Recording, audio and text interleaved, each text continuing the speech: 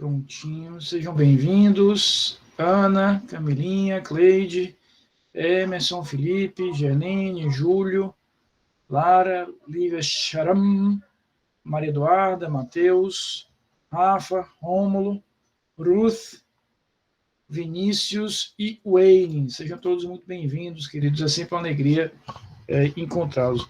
Me diga uma coisa, vocês estão me ouvindo bem? O som está bom? Está chegando alto e claro aí? Sem nenhum ruído? Sim, professor, está tranquilo. Posso cantar aqui que vocês vão me ouvir bem, né? Não tem problema não, né? Tem problema não. Muito agradecido, Larinha. Queridos, nós hoje nós conversamos na última aula, terça-feira, sobre a chamada teoria geral dos recursos, nós conversamos sobre a estrutura geral dos recursos no processo penal, e eu tinha adiantado a vocês que, a partir de hoje, nós iríamos estudar os recursos em espécie.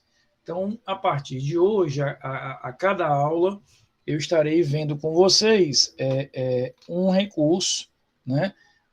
E as respectivas hipóteses de cabimento desse recurso.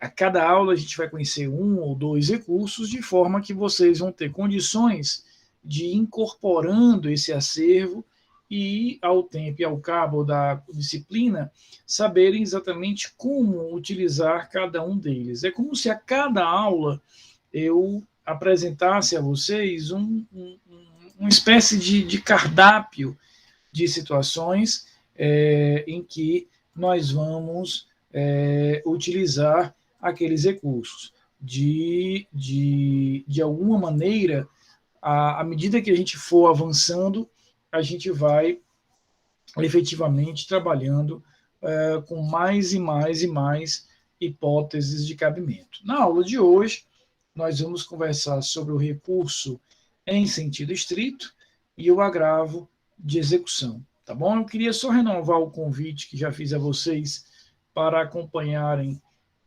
o evento de amanhã, né? Um evento que eu organizei junto com alguns colegas professores, sou eu, o professor Rômulo Leitão, a professora Ana Cecília, o professor Marcelo Roseno, e nós convidamos alguns amigos de outras instituições, teremos a professora Daniele Aires, da Universidade Federal de Santa Catarina, e teremos o professor Tássio, da Escola de Comando do Estado-Maior do Exército, no Rio de Janeiro. É um tema bem interessante, a gente vai falar um pouco sobre guerra, sobre direito, sobre novas tecnologias, o impacto da cibernética, o impacto da inteligência artificial nesses campos. E aqueles que assistirem, né, vão receber um ponto na nota da AV2. Por exemplo, a Camila Augusta, que tirou 2,5 na AV2, se ela assistir, ela consegue aí avançar para 3,5, fica com uma boa nota para a Camila. E basta que você, lá no grupo de WhatsApp, diga, eu assisti. Rafael, mas não tenho que apresentar o certificado, não tenho que fazer um relatório, um resumo, não, basta a sua palavra, tá? Diga, Camilinha, você levantou a mão, pode falar, querida, você foi citada, você tem direito à resposta.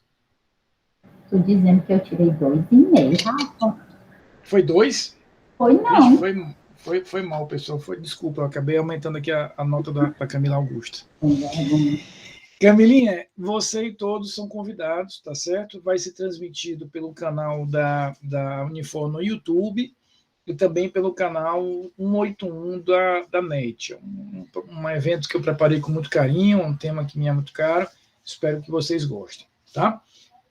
E repito, é só à tarde dizer, olha, eu assisti, coloca lá no nosso grupo de WhatsApp o nome completo, e aí na segunda-feira, quando eu for lançar as notas, eu já contabilizo esse ponto. Eu acredito em vocês, eu acredito na honestidade de vocês, tá bom?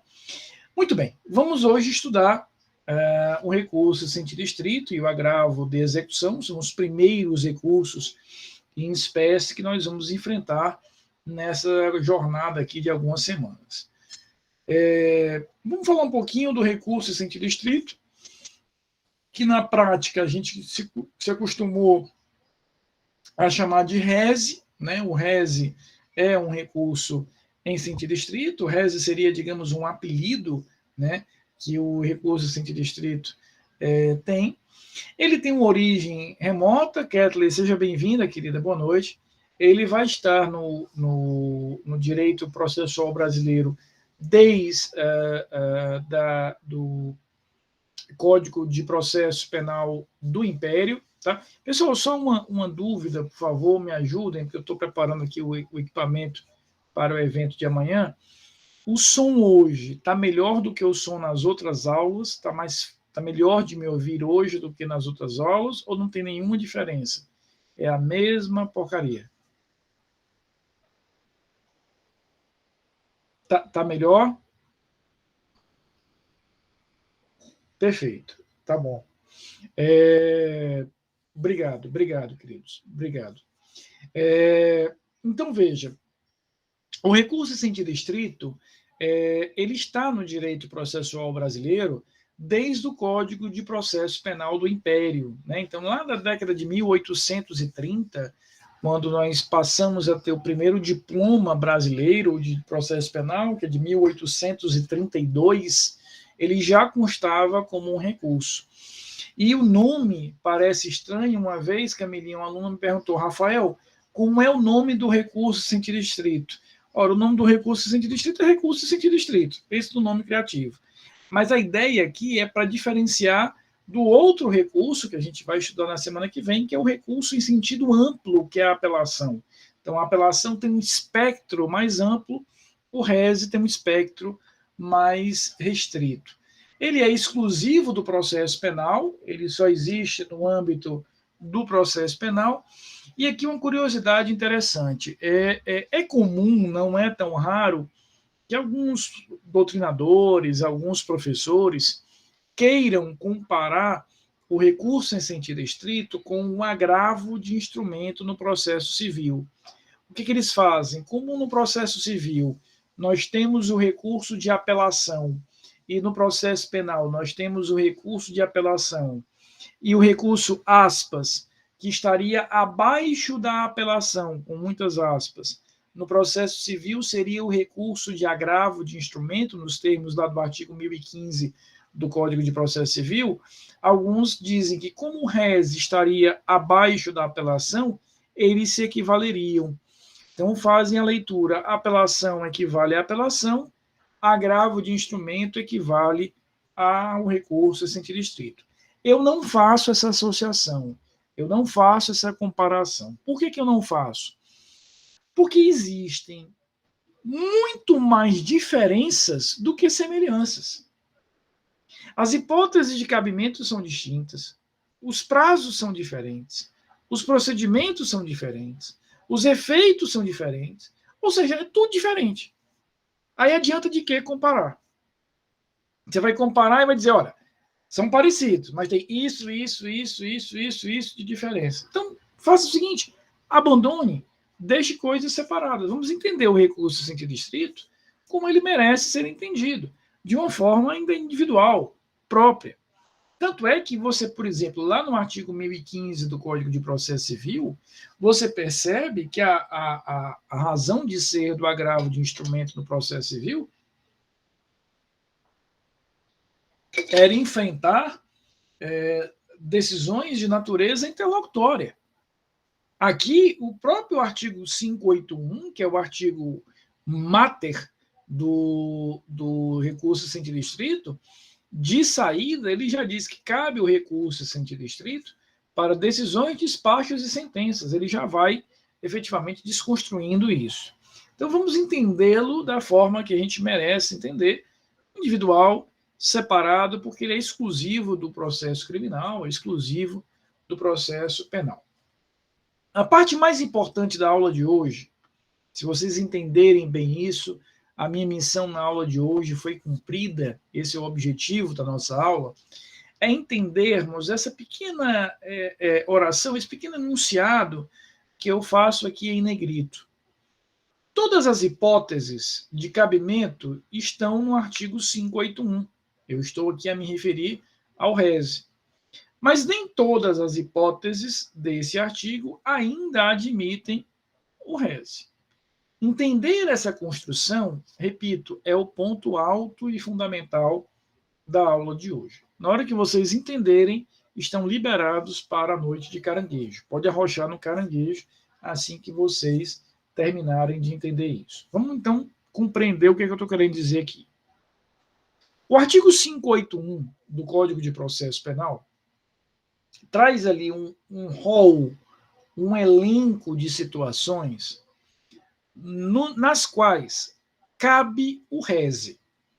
Eu estou diante de um elenco taxativo, enumerativo. Então, no artigo 581, eu tenho ali um conjunto de situações, um conjunto de hipóteses, onde caberia, onde se admitiria o recurso em sentido estrito. Até 1984, se nós nos teletransportássemos no tempo, estivéssemos em 1984, eu estaria sozinho aqui, porque nenhum de vocês sequer era nascido em 84, Camila Augusta já é da era dos Teletubbies. Se essa aula fosse em 1984, saber se cabe ou não cabe o rese é simples. Moleza. Eu olharia se a decisão que eu quero recorrer, Mateus, estaria escrita, descrita, enumerada no artigo 581. Então, até 1984, eu explico já o porquê desse ano, era uma relação cara a crachá. Eu quero recorrer da decisão X. Eu iria até o artigo 581, olharia ali todos os incisos, se houvesse a correspondência, cabe, beleza, vou apresentar o recurso. Não encontrei a decisão num recurso em sentido estrito, no rol do artigo 581. Então, não cabe o recurso em sentido estrito. A vida era simples até 1984, no que se refere ao uso desse recurso. Em 84, o legislador fez uma lambança, fez uma confusão grande. Confusão essa mantida até hoje, 2021, cheirando a 2022. Olha o que aconteceu. A década de 1980, do século passado, eu agora senti todo o peso falando isso, porque eu era criança na década de 1980, do século passado, senti agora, chega, caiu assim, um meteoro, assim, pá, né? Camila, não precisa de tantas informações, né? Tem muita informação em relação a isso.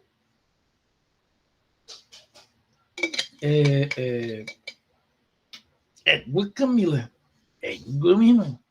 Eu tinha 7, uma égua. Tá, o resto. Veja, e eu como Camila, vocês não vão nunca ter noção disso, Ketley e Fernanda, que são crianças, eu estava até brincando por coincidência agora na Unifor, brincando com os amigos professores, que quem resistiu, Camila Augusta testemunha disso, assim como eu, quem sobreviveu aos anos 80, sobrevive a qualquer coisa. Pode ver o que for, a gente sobrevive. Cinto de segurança não existia, né? Andar num carro com 15 pessoas era padrão, né? Era absolutamente padrão, né? Controle remoto de televisão era coisa de rico, né, Camila? A gente tinha que levantar 500 vezes para mudar o canal. Então, carro com ar-condicionado é para milionário. Então, por aí vai, né? Para vocês terem ideia do que era os anos 80, pessoal, a gente chegava a usar, o Matheus vai ficar chocado com isso, mas eu juro que é verdade, Fernandinha, Ruth, o Júlio vai ficar chocado, a gente chegava a usar, Júlio, a biblioteca. Tinha livro na época, a gente usava livro, não tinha negócio de Google, a gente ia para a enciclopédia. Isso são os anos 80. Né? Exatamente. E Camila Augusta está aí para não me deixar mentir. Era o povo rico que tinha enciclopédia. Você chegava na casa de alguém, tinha enciclopédia, era uma coisa de rico, gente rica. Né? E era legal porque você pegava aquele volume, países do mundo. Já tinha 500 países diferentes, mas estavam ali os países ainda, né, de 20 anos. Né? Hoje você vai ali no Google, Gerline também chegando aí para se juntar aos sobreviventes dos anos 80. Então, nos anos 80, foi uma época de muita efervescência na legislação penal. O legislador se dedicou a reformar a legislação penal e processual penal. Por exemplo, apenas a título de exemplo, nós temos a Lei 7.209, que é a parte geral do Código Penal sendo alterada. Então, vocês, quando estudaram Penal 1, acho que é a única disciplina que a Camila não fez comigo de penal, quando vocês estudaram Penal 1, dos 120 artigos da parte geral do Código Penal, que é a matéria que vocês estudaram lá em Penal 1, mais de 100 foram alterados pela Lei 7.209. Então, uma alteração significativa na matéria penal. Mas também o legislador alterou a matéria processual penal. Existia, no começo dos anos 80, em tramitação no Congresso Nacional, 5 projetos de peso temáticos, eixos temáticos de alteração do Código de Processo Penal. Um alterava toda a parte de investigação e ação penal, o outro alterava a parte de procedimentos, o outro alterava a parte de provas, o outro alterava a parte de recursos e o outro alterava a parte de execução penal, porque até 84 a execução penal ela era toda disciplinada dentro do Código. E o que aconteceu? O legislador sentiu a necessidade de retirar essa disciplina sobre a execução penal do Código e levá-la para uma lei especial.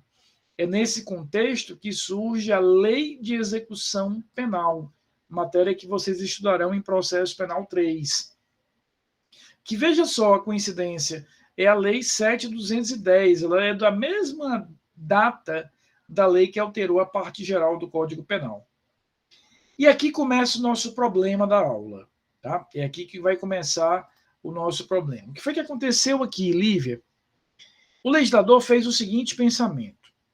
O Código de Processo Civil, Mateus, de 1973, trazia ali, Eduarda, o recurso de agravo. O Código de Processo Civil de 73.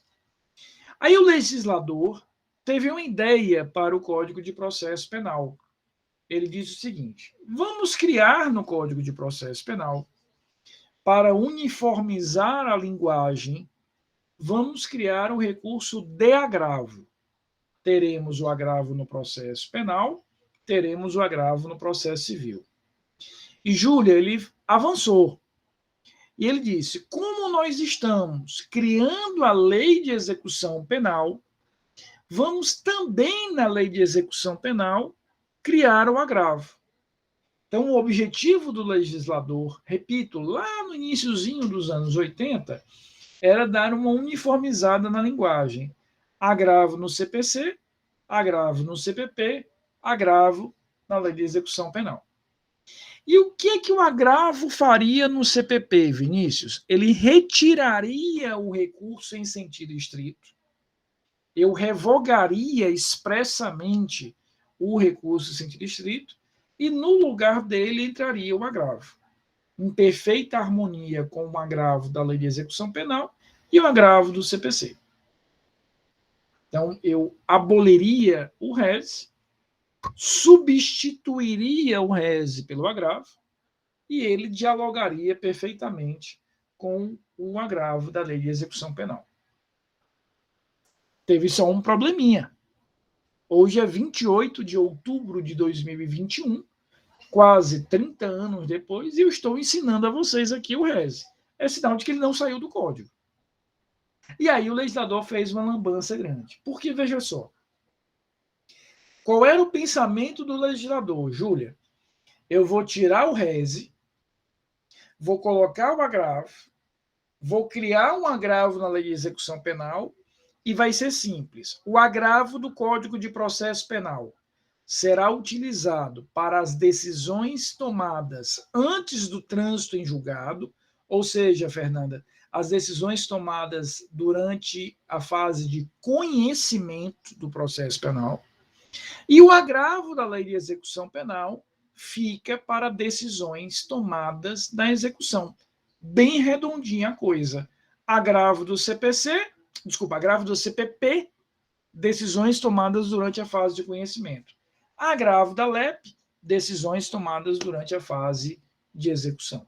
Tanto assim é que o artigo 197 da Lei de Execução Penal, vejam, vocês estão lendo aí comigo, hoje diz, das decisões proferidas pelo juiz, leia-se juiz da execução penal, caberá recurso de agravo sem efeito suspensivo.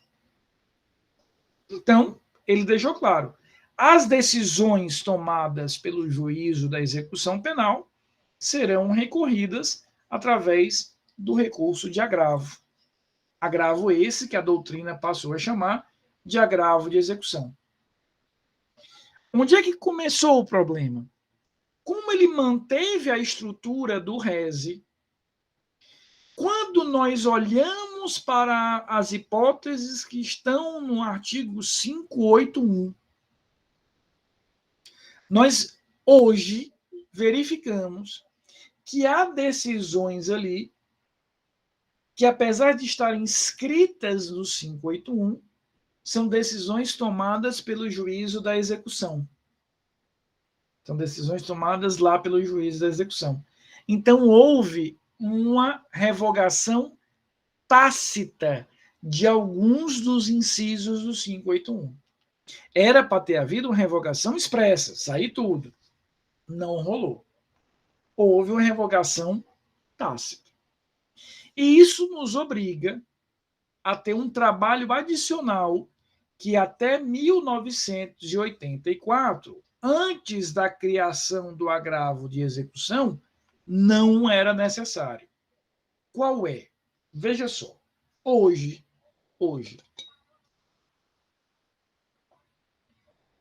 na verdade, deixa eu explicar diferente. Em 1984, até 1984, para que eu verificasse se aquela decisão era ou não recorrível pelo recurso em sentido estrito, minha vida era aquela vida cara crachá. Essa decisão está em um dos incisos do 581? Está. Então, cabe o rese. Não está, não cabe o rese. Simples assim. Em 84, o legislador vem e joga essa lambança para a gente. Ele não aboliu o rese, manteve a estrutura, só que criou aqui um agravo exclusivo para as decisões da execução penal que causa um ruído, uma incompatibilidade com o rese. Aquela incompatibilidade de hardware e software, né? Tem um amigo meu muito engraçado que ele diz que ele tem um software de rico, mas o hardware de pobre. Né? Ele pensa como um rico, mas a carteira é de pobre. Incompatibilidade. Foi o que aconteceu aqui. Diante disso, a partir de 1984 e até hoje, e até o dia que o legislador resolver ajeitar isso no código, para que eu saiba se contra aquela decisão eu vou ter a possibilidade de usar o recurso em sentido estrito, eu vou precisar fazer agora duas perguntas. Antes eu precisava fazer uma, agora eu preciso fazer duas. Qual é a primeira pergunta? A que eu já fazia antes, não mudou. A decisão que desejamos atacar, recorrer, impugnar, está prevista no artigo 581 expressamente? Porque, veja só, se eu responder a essa pergunta, Júlio, não está no 581, esqueça o uso do rese. Não caberá o rese. Agora, se você responde a essa pergunta, sim, ainda não é garantia de uso do recurso em sentido estrito. Ou seja, se você responde que aquela decisão está no 581, não há uma garantia de que você de fato vai usar. Por quê? Porque pode ser que nós estejamos diante de uma das hipóteses que foram tacitamente revogadas pelo agravo de execução. Daí porque nós precisaremos fazer uma segunda pergunta. Qual é a segunda pergunta? Em que fase do processo esta decisão foi tomada? Foi na fase de conhecimento ou foi na fase de execução? Porque se você responder que foi na fase de conhecimento, se você responde que foi tomada pelo juízo do conhecimento, aí sim você está confirmando que cabe o recurso em sentido estrito.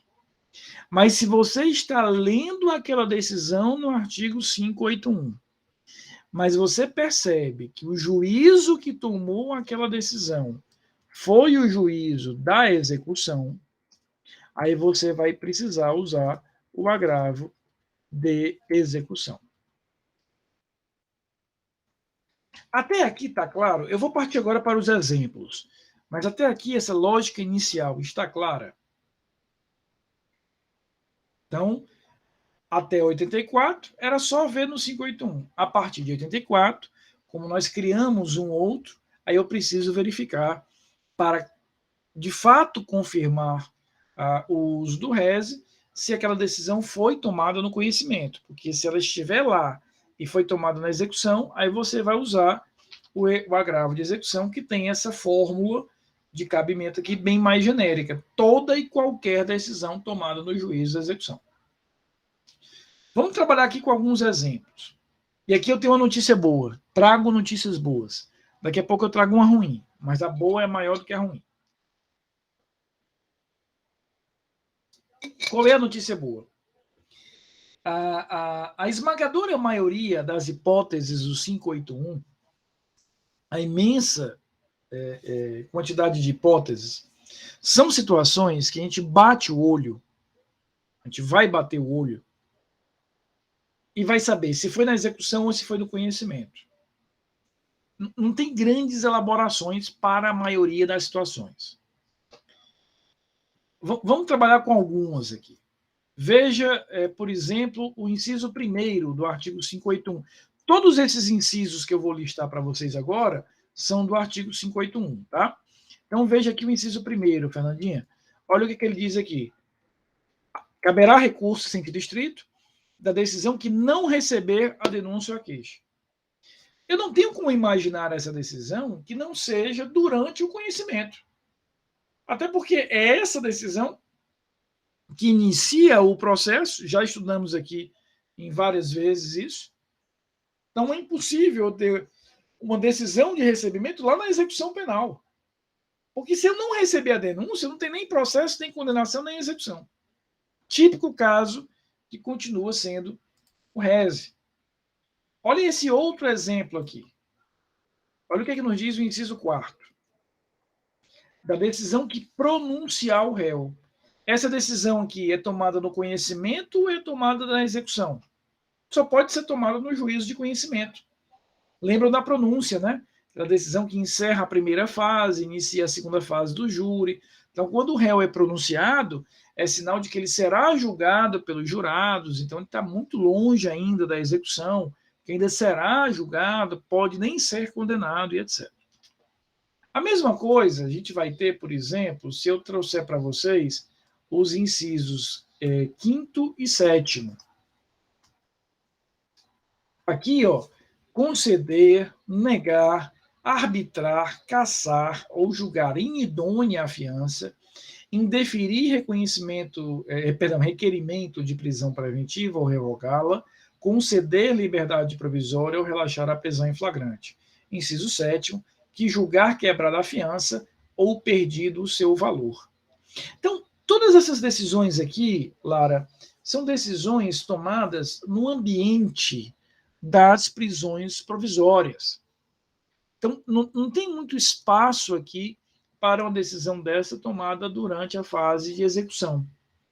Não rola, né? Não dá. Agora, quando a gente vai para este exemplo, a gente claramente vai bater o olho e vai dizer, opa, decisão de conceder, negar ou revogar o livramento condicional. O livramento condicional, vocês vão aprender isso lá na disciplina de processo penal 3, é um benefício da execução penal exclusivo, repito, da execução penal.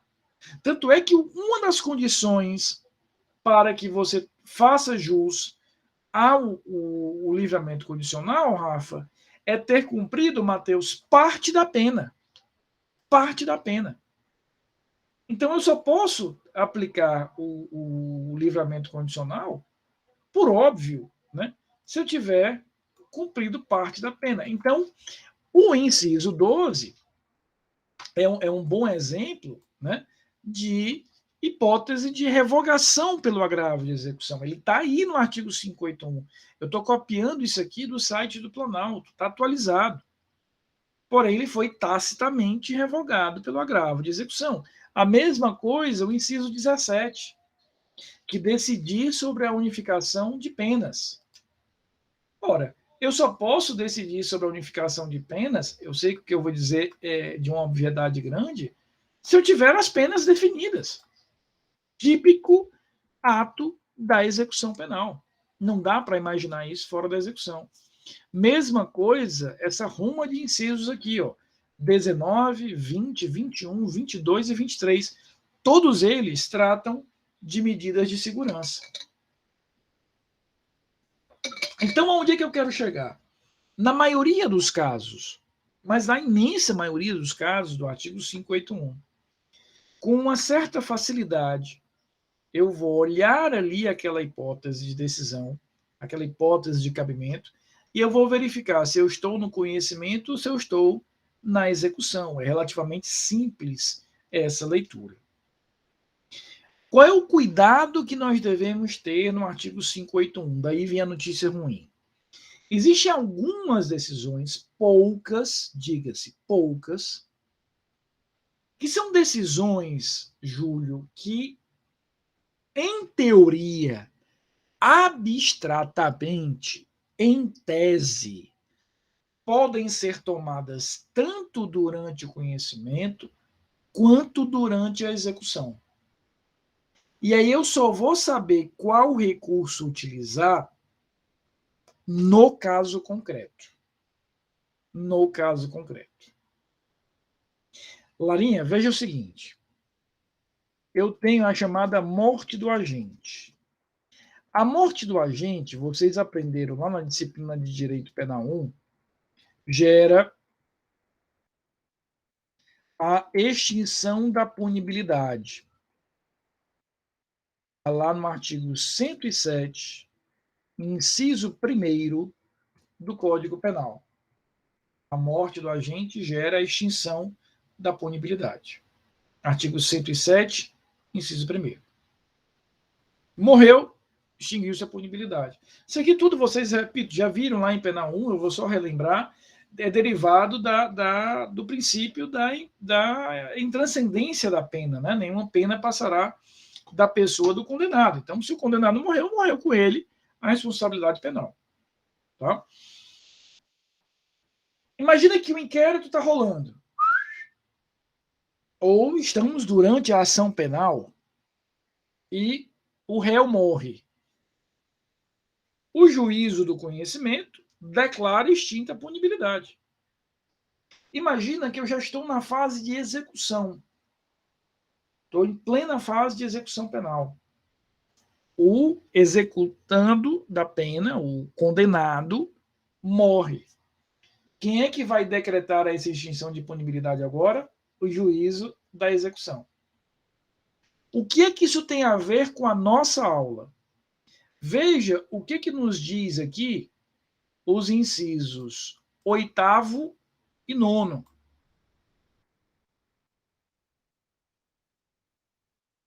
Olha o que diz aqui o inciso 8º.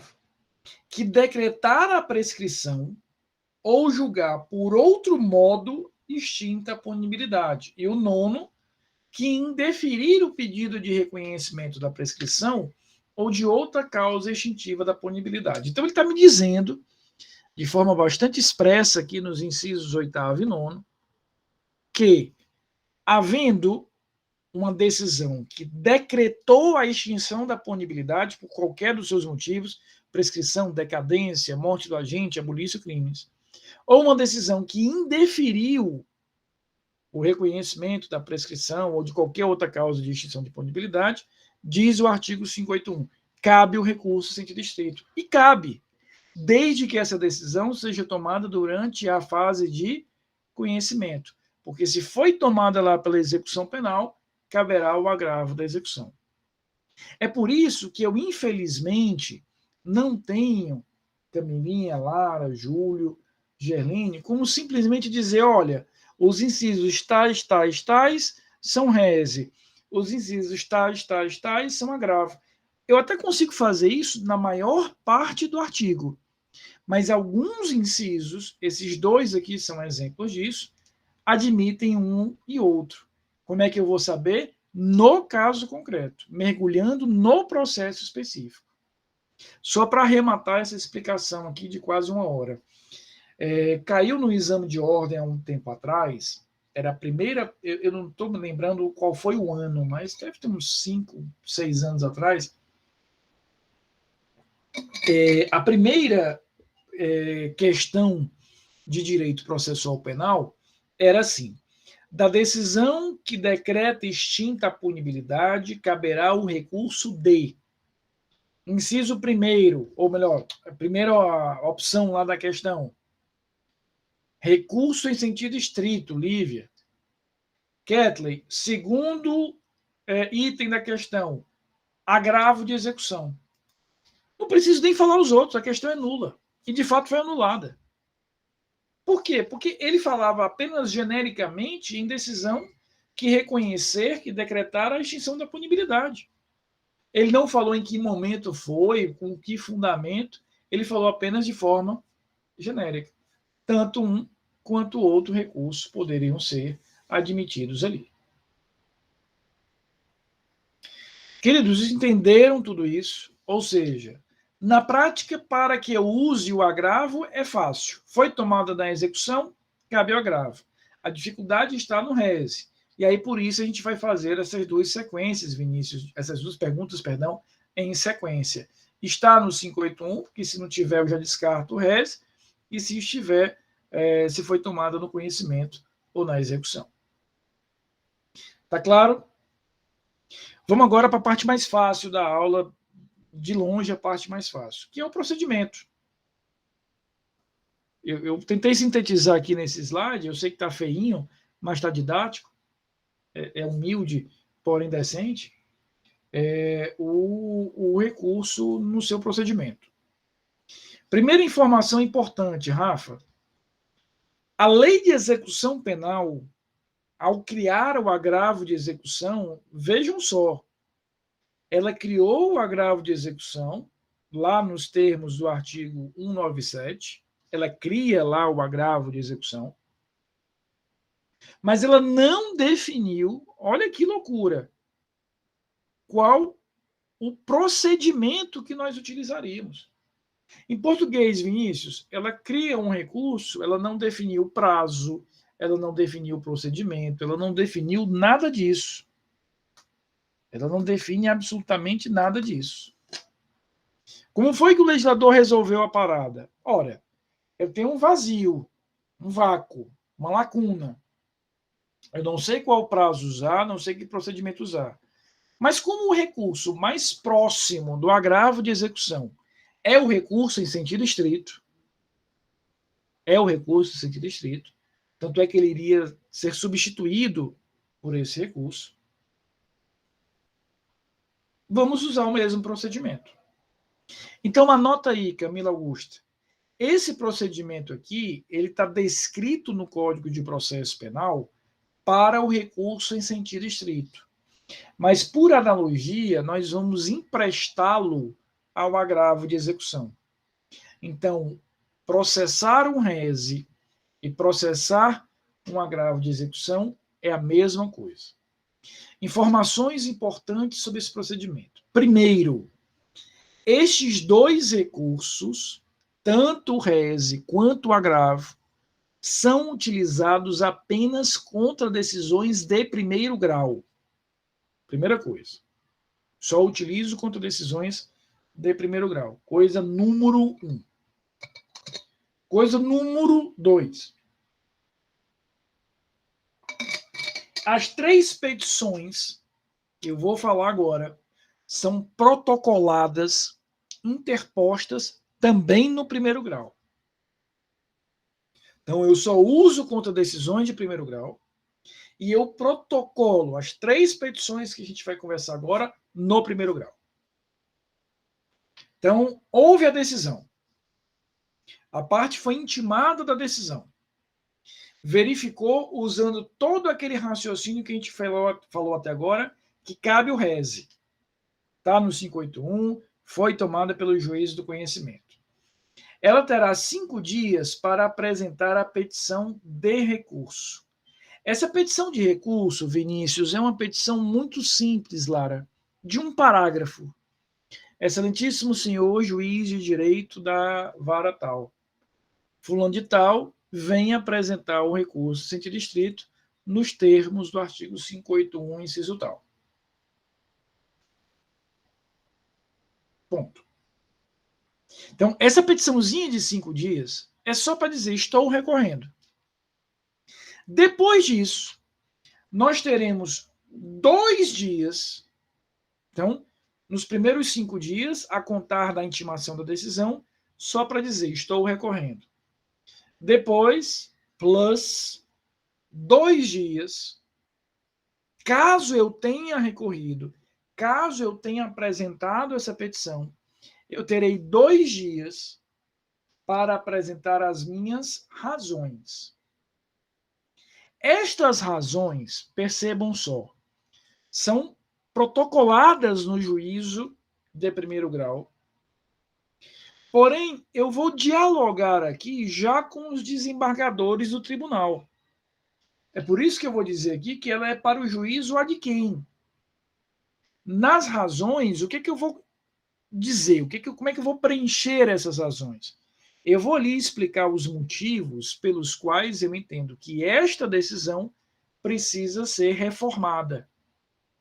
Então, houve a decisão, eu apresentei a minha petição dizendo estou recorrendo, protocolei no primeiro grau, depois eu terei 2 dias, também vou protocolar no primeiro grau, uma peça agora mais analítica. A petição de interposição é mais sintética, as razões são mais analíticas, onde você vai ali explicar os motivos pelos quais você entende que essa decisão precisa ser reformada. O diálogo que você está travando aqui nessas razões é um diálogo para os desembargadores.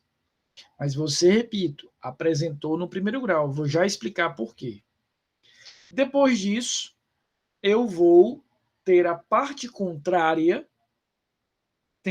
possuindo 2 dias para apresentar as suas razões. Então, 5 dias para razoar, 2 dias para... 5 dias para recorrer, 2 dias para razoar, 5 dias para a outra parte contra-razoar. Então, a parte foi intimada da decisão, apresentou o recurso, depois apresentou as razões. Aí o juiz diz, intime-se a parte recorrida para em 2 dias apresentar as razões. Não tem mais nada, Ruth. O prazo é isso mesmo. Agora lembra, Rutinha, esse prazo aqui surge porque eu usei esse. Então, na verdade, você faz uma peça ali mais sintética, só dizendo que está recorrendo, e já começa, talvez, na prática, a trabalhar com as razões. Você sabe que esse prazo já vai. Tá? E aí, Júlio, eu vou lhe dizer uma coisa que eu ouvi de um professor na minha graduação, na querida Universidade de Fortaleza, que ele nos disse uma coisa que eu nunca esqueci. Ele disse, olha, o advogado pode perder a ação por todos os motivos, menos porque perdeu o prazo. Você consegue justificar tudo, menos porque perdeu o prazo. Eu durante o período que eu advoguei, eu estou há quase 10 anos afastado da advocacia, porque eu estou no tribunal, no Tribunal de Justiça como assessor, eu só perdi um prazo. Eu sei exatamente qual era o processo que foi tal, de tanto trauma que isso gera, né? Então, veja, a parte apresentou o recurso, apresentou as suas razões, a outra parte apresentou as contrarrazões. Nesse momento, ocorrerá a possibilidade do chamado efeito regressivo, aquilo que nós chamamos de juízo de retratação. Eu cheguei até a falar dele na aula de terça-feira, tá? Quando nós estávamos já no finalzinho da aula, eu transcrevi, vou transcrever novamente, o artigo 589. Ele diz o seguinte: com a resposta do recorrido, ou seja, com as contrarrazões aqui, ó, ou sem ela, será o recurso concluso ao juiz, que dentro de 2 dias, olha só, reformará ou sustentará o seu despacho, a sua decisão. Ele ratificará ou ele retificará a decisão. Então, houve o recurso, houve razões, houve contrarrazões. A bola volta para o juiz. Por isso que a gente vai falar de efeito regressivo. Ele volta a ter a capacidade de decidir. E aí ele vai dizer: mantenho o meu recurso, a minha decisão. Não mudo. Continuo com as mesmas convicções. Aí o que ele faz? Pega o recurso e manda, olha, para o tribunal, para que o tribunal agora julgue o recurso. Então, se ele não se retratar, se ele sustentar na linguagem do artigo 589, ele vai mandar para o tribunal. Então, havendo a sustentação, né, ele vai mandar para o tribunal. Agora, se ele se retrata, se ele volta atrás, se ele percebe que vacilou, que errou, aí ele pode tomar uma nova decisão e aquele recurso acabou, está prejudicado. Para que eu vou mandar um recurso para o tribunal se o juiz já me deu o que eu queria? Para que eu vou submeter esse recurso ao tribunal se a decisão já não existe mais? Se essa decisão aqui, ó, foi substituída por uma retratada. Aquele recurso morreu. A outra parte, que tinha ganho, que estava satisfeita, poderá apresentar um novo recurso. Veja o que nos diz aí o parágrafo único do mesmo artigo 589. Ele diz o seguinte: se o juiz reformar o despacho recorrido, ou seja, se ele se retratar, aqui, ó, a parte contrária, ou seja, aquela que tinha ganho e agora perdeu, porque o juiz se retratou, multiplicou por -1, por simples petição, poderá recorrer da nova decisão, se couber recurso, não sendo mais lícito ao juiz modificá-la. Ou seja, esse efeito regressivo, o juiz já não pode mais utilizar. Porque se aqui eu pegasse um juiz indeciso, Camilinha, eu nunca mais saía daqui. Porque ele se retratava, a outra parte estava com recurso, ele se retratava, e a gente entrava num loop infinito. Veja, o efeito regressivo, a possibilidade do juiz exercer essa retratação é excepcional. É muito excepcional. Então, eu dou a chance do juiz voltar atrás, mas se o juiz mantém, manda para o tribunal. Se o juiz se retrata, a outra parte apresenta o recurso. Rafa, eu já te ouço, deixa eu só fechar aqui a ideia. Veja que ele fala aqui em por simples petição. O que significa isso aqui? Significa que a parte contrária, que tinha ganho e agora perdeu, se for cabível o résio, ou seja, se aquela decisão retratada também estiver no 581, ela só vai precisar apresentar, Júlio, esta petição. Não preciso que as partes apresentem, Vinícius, razões e contrarrazões. Por quê, Camila? Eu já sei o que as partes falarão. Então, veja, a acusação, vamos para cá.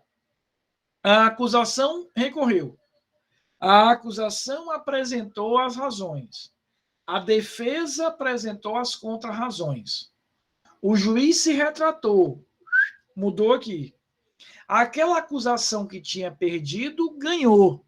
A defesa que tinha ganho, perdeu. Já chego aqui na dúvida do Júlio.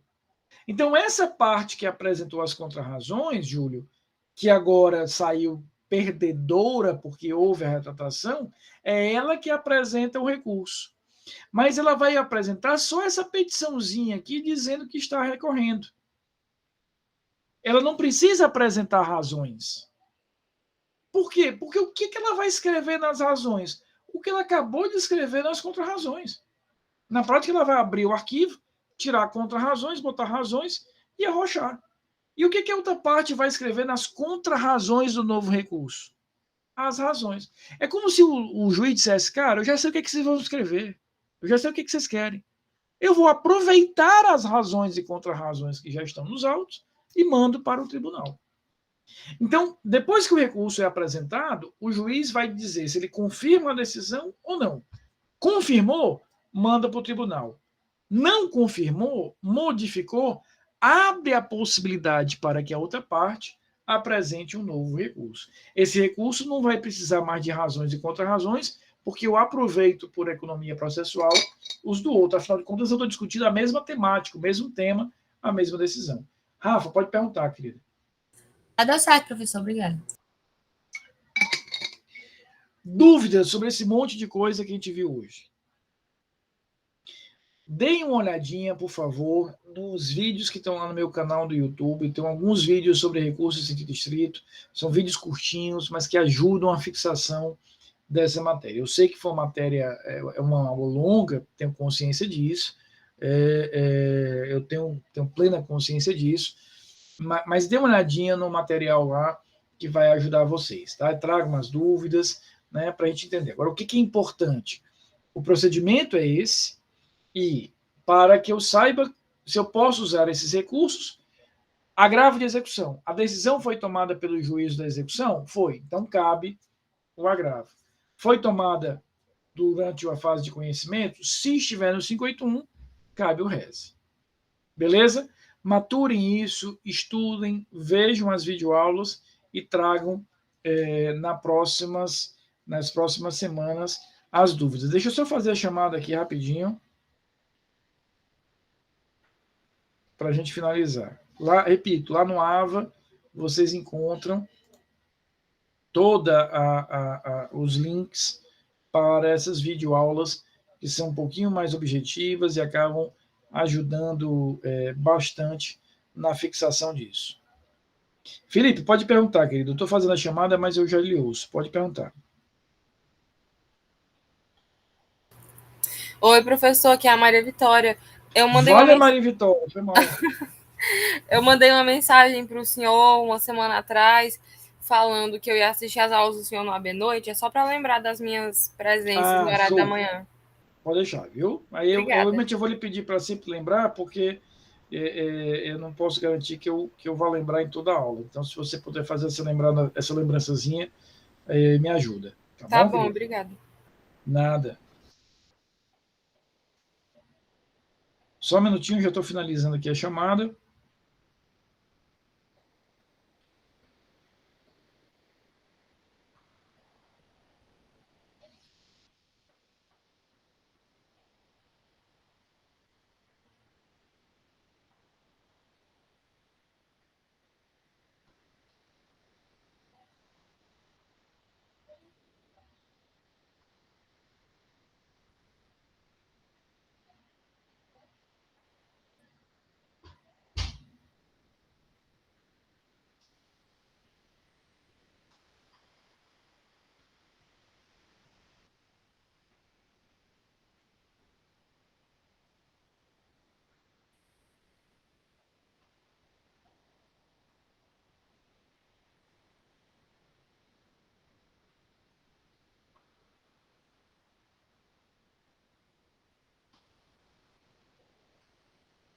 Bem, chamada concluída. Pessoal, um bom resto de semana para vocês, tá bom? Quem tiver oportunidade e disponibilidade, assistam amanhã, participem lá do evento, a gente preparou com muito carinho, tá bom? Vai ser, prometo que serão temáticas interessantes.